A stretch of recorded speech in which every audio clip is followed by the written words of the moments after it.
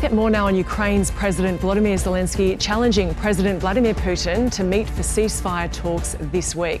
Vasyl Miroshnichenko is Ukraine's ambassador to Australia and joins me now from our Parliament House studios.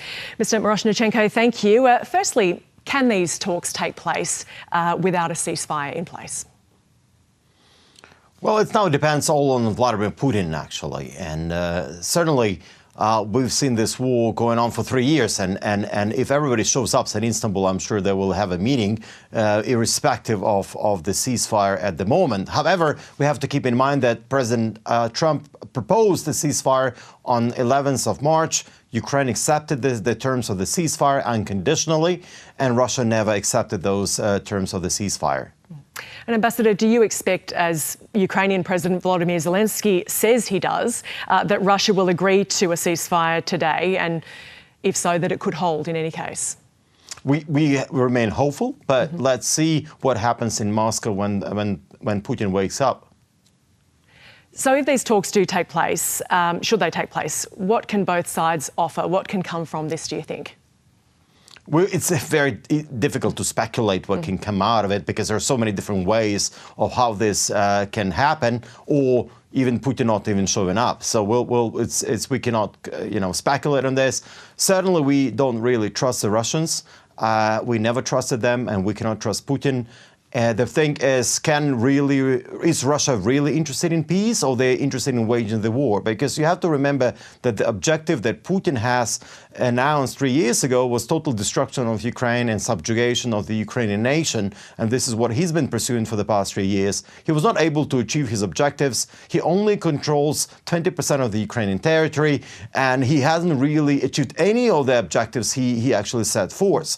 So we'll see what Russians do actually at this stage. But certainly we have no trust. We believe that there is a chance for diplomacy, and for diplomacy to take place, Russians must accept a 30-day ceasefire unconditionally. And they know what will happen if they don't. I think the European leaders who were in Ukraine yesterday, they made it very clear there is a support from the US president. As you have seen, they called President Donald Trump while in Ukraine, and they have said that if Russians don't accept the ceasefire, more sanctions will be imposed on their shadow fleet, on the energy sector, on their banking sector. So I think these are very harsh conditions which are being announced to the Russians, and now it's up to Vladimir Putin to accept them or not.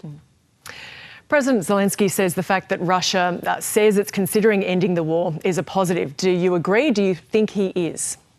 Of course, it's a positive sign, and certainly I agree with everything President Zelenskyy says.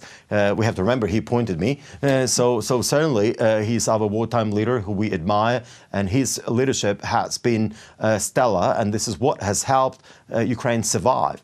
And we certainly appreciate and very grateful for the support of all the nations that have supported us, including Australia. But we do see how this war is really unfolding, and how the way it's going to play out will impact Australia, how it will impact the Indo-Pacific. So when we say that Europeans have a skin in the game, I would like to argue that Australians have skin in the game, because this is a bigger war. It's a war on liberal democracies. We are standing up for democracy, and Australia is stepping up for democracy as well by providing assistance to Ukraine. Because at the end of the day, European Union is a beacon of democracy today, and it's a close ally of Australia globally. And we will circle back to that in a moment, but tell us about this line that both your leader and Putin are treading, not wanting to be seen as the ones walking away from any peace process, but with different consequences in mind to that. We have to see. I cannot speculate on this, because we have to understand what Russians want to achieve and what Russians will give up on, because there is not much Ukraine can offer. Ukraine is offering a ceasefire, and I think this is already a lot that we are offering. I mean, 20% of the Ukrainian territory is controlled by the Russians. We know what is happening to people in the occupation, those gross violations of human rights, just suffering that Ukrainian people and the Ukrainian nation is going through. We see Russians are sending missiles, ballistic missiles, cruise missiles to different cities, destroying our hospitals, killing people, killing kids. This is what Russians are doing. So all we are asking for is a 30-day ceasefire, and we don't see a reason why Russia should not accept it as of today, of the May 12th.